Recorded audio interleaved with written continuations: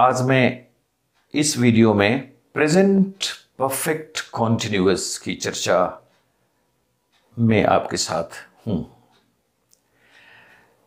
इसको आप different heads में, जैसे पहले हम सारे टेंस की चर्चा 6 हेड्स में कर रहे हैं, इसमें भी आप उन तमाम हेड्स में इसको आप ध्यान से सुनिए।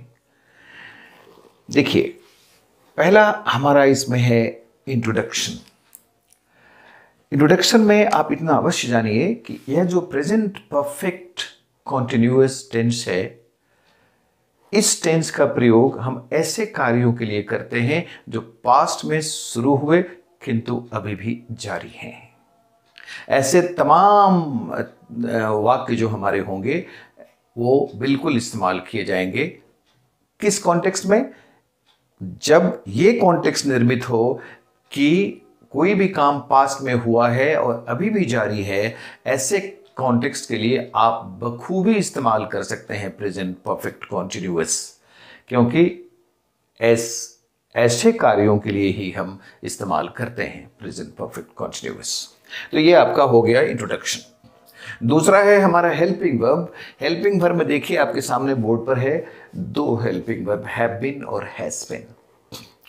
हैव बीन और हैज बीन के बाद तीसरी बात जो हम चर्चा में लाने चाहते हैं और लाते रहे हैं, वो है हमारा मेन वर्ब। वो है, देखिए यहाँ V4 यानी राइटिंग। राइट वर्ब से ही चर्चा कर रहा हूं मैं, तो यहाँ राइट का V4 राइटिंग आपके सामने है। इसका इस्तेमाल होगा हर जगह राइटिंग।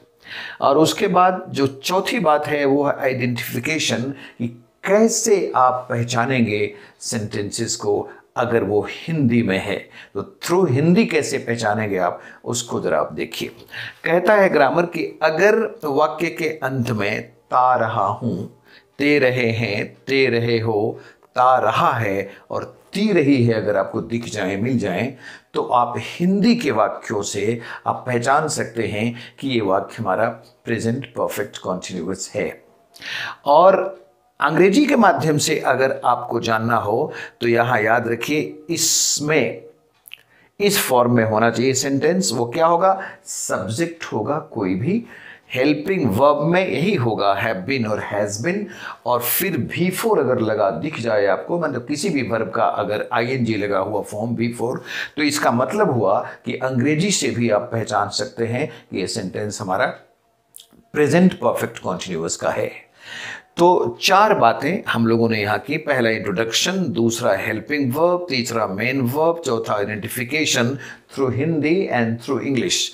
तो इस तरह से जब 4 बातों की हम लोगों ने तय कर दी कि हम पहचान भी लिए और हम जानते हैं कि इसका मेन वर्ब क्या होगा, हम जानते हैं कि इसका हेल्पिंग वर्ब क्या होगा, और हम जानते हैं कि इंट्रोडक्शन क्या होता है, मतलब कैसे कार्यों के लिए इस टेंस का प्रयोग होता है। तो 4 बातों को जानने के बाद जो 5वीं बात आती है वो है हमारा स्ट्रक्चर। स्ट्रक्चर देखिए, अफर्मेटिव में आपके सामने बोर्ड पर भी हमने लिख दिया है कि आप इसको भी समझें। स्ट्रक्चर का जो अफर्मेटिव ऑर्डर है वो ये है, I have been writing, we have been writing, you have been writing, you have been writing, he has been writing, she has been writing, और मोहन हैज बीन राइटिंग, और फिर यहाँ हुआ दे हैव बीन राइटिंग। अब आपको देखना यह है कि भाई कैसे हो गया ये हैव बीन राइटिंग। तो हैव बीन राइटिंग का क्या मतलब हुआ? तो मतलब है, क्योंकि इसका जो इंग्लिश के द्वारा जो हम पहचानेंगे ऐसे वाक्यों को, वो वाक्य होगा इसी फॉर्म में, subject plus helping verb plus V4। Subject की जगह हमारा आई है, यहाँ वी है, यहाँ यू है, यहाँ यू है, यहाँ ही है, यहाँ शी है, यहाँ मोहन है, यहाँ दे है। सब्जेक्ट की जगह देख रहे हैं आप, वेरिएशन हो रहे हैं, सब्जेक्ट बदल रहा है, बदलने दीजिए। इसके अलावा भी हजारों सब्जेक्ट हो सकते हैं, उसकी भी चिंता नहीं करनी है आपको। इसके बाद आपको देखना है कि हेल्पिंग वर्ब में ये 2 ही है, हैव बीन और हैज बीन, तो तीसरा हेल्पिंग वर्ब आप यहां नहीं ला सकते। तो देखिए यहां सब जगह हैव बीन है, हैव बीन है, हैव बीन है, केवल 3rd पर्सन सिंगुलर में हैज बीन हेल्पिंग वर्ब का इस्तेमाल हुआ है। तो हेल्पिंग वर्ब भी इसी फॉर्म में हो गया। और उसके बाद कहता है V4। V4 का मतलब ही होता है किसी वर्ब में कि V1 में, मतलब ING लगा हुआ फॉर्म होता है, प्रेजेंट पार्टिसिपल कहते हैं उसको ग्रामर में। वो क्या है हमारा? V4 है। तो V4 देखिए, राइटिंग यहाँ भी है, यहाँ भी है, यहाँ भी है, यहाँ भी है, यहाँ तीनों में है, फिर यहाँ भी है।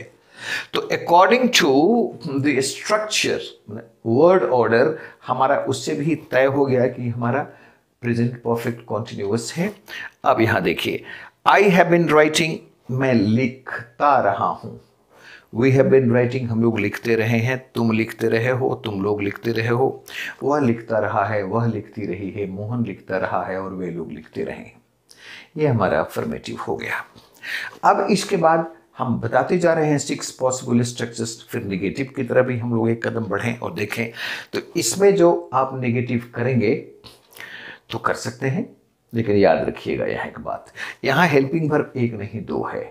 तो बच्चे कंफ्यूज हो जाते हैं। कुछ बच्चे क्या करते हैं कि I have been not writing कर देते हैं, तो आपकी मर्जी नहीं चलेगी। उसका भी नियम है कि अगर हैव बीन है तो हैव जो है पहला वाला जो हेल्पिंग वर्ब है आपका, इसी में आपको नॉट लगाना है।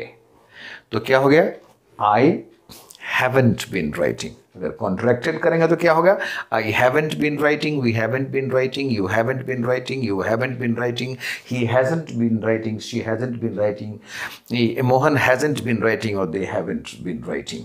ये तो हमारा हो गया क्या, नेगेटिव कॉन्ट्रैक्टेड फॉर्म। नेगेटिव में अगर आप अलग भी करते हैं तो ग्रामेटिकल स्टेटस में कोई फर्क नहीं पड़ता। जैसे हम यहाँ अलग कर रहे हैं, आई हैवंट बीन राइटिंग को अगर अलग कर दिया तो होगा I have not been writing. Negative में ये प्रॉब्लम नहीं है। ये प्रॉब्लम कहाँ होता है, नेगेटिव इंट्रोगेटिव में।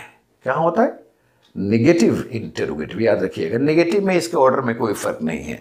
आई हैवंट बीन राइटिंग करें आप या I have not been writing करें, दोनों स्ट्रक्चर आपका सही है। तो we have not been writing, you have not been writing, ये भी कर सकते हैं। He has not been writing, they have not been writing, कर सकते हैं आप। अब इसका इंट्रोगेटिव देखिए। फिर इंट्रोगेटिव में भी एक सवाल उठता है, कंफ्यूजन का यहाँ भी एक है की संभावना है, गुंजाइश है। वो क्या है, फिर यहां कैसे इंट्रोगेटिव बनाएं, क्या दोनों ले आए बाहर, नहीं, पहला जो हेल्पिंग वर्ब है इसी को बाहर ले आए आप। तो क्या होगा, have I been writing, have we been writing, have you been writing, have you been writing, has he been writing, has she been writing, has Mohan been writing and have they been writing. Interrogative हो गया। फिर अगर आप negative interrogative अगर आप करना चाहते हैं तो आप कर सकते हैं, haven't I been writing, haven't we been writing, haven't, hasn't कर सकते हैं आप। अगर यहां फिर आपको अलग करना पड़ा, अगर आप चाहते हैं कि जरा haven't को have not कर दूं, तो वहां के लिए बताता हूं।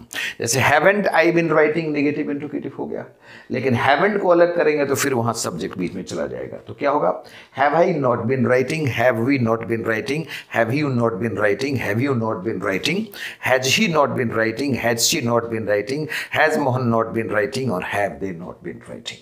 ये नेगेटिव इंट्रोगेटिव हो गया।